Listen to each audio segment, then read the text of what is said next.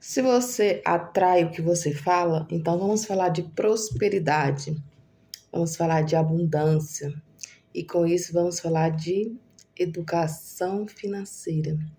A educação financeira, ela tem que começar desde muito pequena, desde você passar para o seu filho dos 5 aninhos para frente, ensinando a ele o valor do dinheiro que ele gasta, o que de fato ele gasta, que às vezes ele tá achando que é só um valorzinho que a mamãe vai dar, o papai vai dar, e que se secar tem mais. E isso é muito importante. Hoje é muito importante a gente ensinar os nossos filhos o valor de cada centavo que ele gasta. E ensinar ele para quando ele for se tornar um adulto, ele se tornar um adulto responsável, se tornar um adulto consciente, é muito importante. Eu vejo relato de pessoas assim, eu fico extremamente boquiaberta, porque eu sou fascinada por esse mundo. E essa semana eu peguei um caso para mim. Eu sempre ouvi muito falar dele, mas essa semana eu peguei a fundo para me ler sobre ele e eu até me interessei, acho que eu vou comprar até o livro dele para mim, Rei dos Dividendos, Luiz Barsi. O cara é simplesmente o maior investidor pessoa física do Brasil. O povo brinca que é o nosso Ari Burke brasileiro. O cara tem bilhões na bolsa. E assim, não foi uma pessoa que herdou, não foi uma pessoa que teve lá a sua poupança criada desde pequeno, não. Ele desde muito pequeno, ele criança, ele era engraxate, de frente à B3 em São Paulo. Aí, e como ele sempre foi muito educado, a educação financeira dele sempre foi muito profunda, ele sempre teve muito interesse.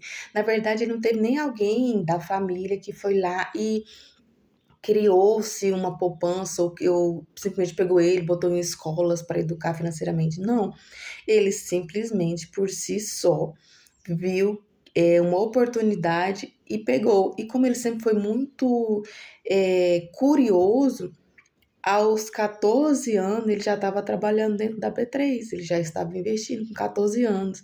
Aí você pensa, ah, mas ele tá rico, bilionário, porque ele começou com 14 anos.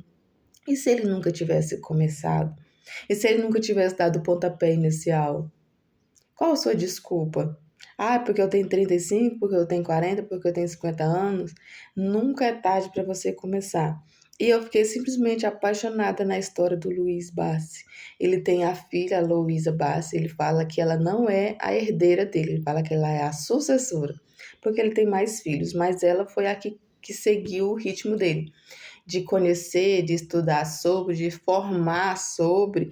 Então, ela que vai ser a sucessora dele, que ele fala, que não vai ser herdeira, que não vai deixar herança para ninguém, apesar que o cara tem bilhões na bolsa. Eu estava vendo uma entrevista dele, ele falando sobre o que ele, como a forma que ele vive.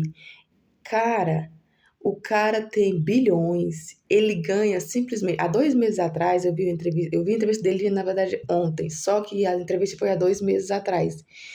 O cara ganha mais de 1 milhão por dia de dividendos.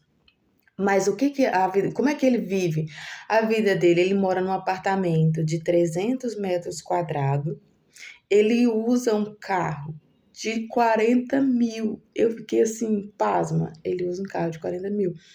Volta e meia, o povo vê ele no metrô de São Paulo. Aí ele fala assim, que ele não faz isso para aparecer. Ele faz isso porque a vida simples é muito melhor. Ele pode fazer o que ele quiser, mas ele tem 84 anos. Então, com 84 anos, você não tem mais grandes sonhos para realizar. E ainda mais que ele pôde realizar tudo que ele queria.